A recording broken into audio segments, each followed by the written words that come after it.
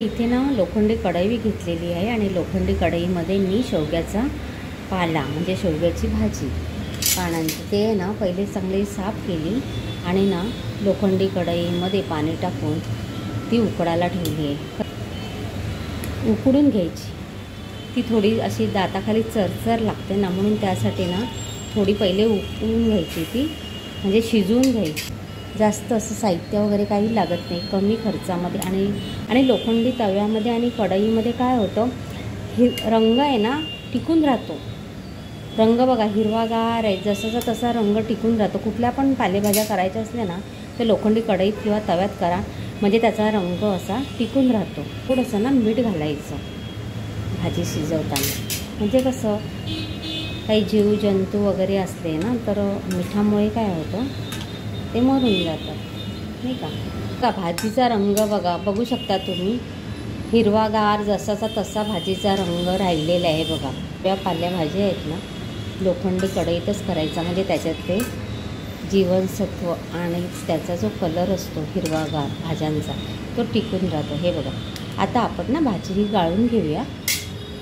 हे बघा, बघू शकता तुम्ही इथे भाजी इथे मी गाळून घेतलेलं आहे। तर बघा किती छान हिरवागार आहे, नाही का, बघू शकता तुम्ही।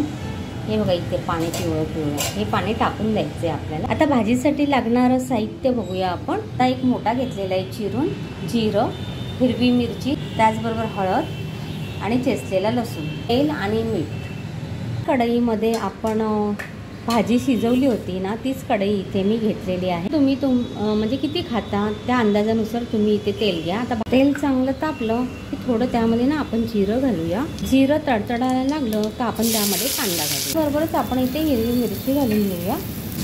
कांदा आणि हिरवी मिरची चांगली परतून घेऊया। पाहू शकता तुम्ही इथे आपलं कांदा आणि मिरची चांगली गुलाबी रंगावरती झालेली आहे। लसूण घालतोय। आता तुमच्या भाजीचं प्रमाण जर जास्त असेल तर लसणाचं प्रमाण जास्त घ्या। आणि हो, मी इथे साध्या पद्धतीत करणार आहे ती भाजी, तर इथे मी ओलं नारळ पण वापरणार नाही आहे आणि शेंगदाण्याचा कूट पण वापरणार नाही। पण तुम्हाला जर आवडत असेल तर तुम्ही जरूर घाला, छान लागतं। थोडीशी किंचितशी हळद घालते, हळद नाही घातली तरी चालते, पण हळद कशी जंतुनाशक असते ना, त्यामुळे कसं हळद घालावी। भाजी घालूया, उकडून घेतलेली भाजी, ती तर काय उकडलेलीच आहे ना, त्याच्यामुळे आपल्याला काय आता जास्त शिजवायची गरज नाही। फक्त चांगली तेलामध्ये कांदा, मिरची, लसूण ह्यामध्ये आता ही चांगली परतून घ्यायची आहे। भाजी कमी आहे त्यामुळे इथे मी थोडंसंच मीठ घालते, लागलं तर आपल्याला परत घेता येतो, नाही का। भाजी शिजलेली असल्यामुळे काही जाता आपल्याला जास्त शिजवायची नाही, फक्त 2 मिनिट झाकण मारून वाफ काढून घ्यायची। वाव, शेवग्याची भाजी जरूर करून खा।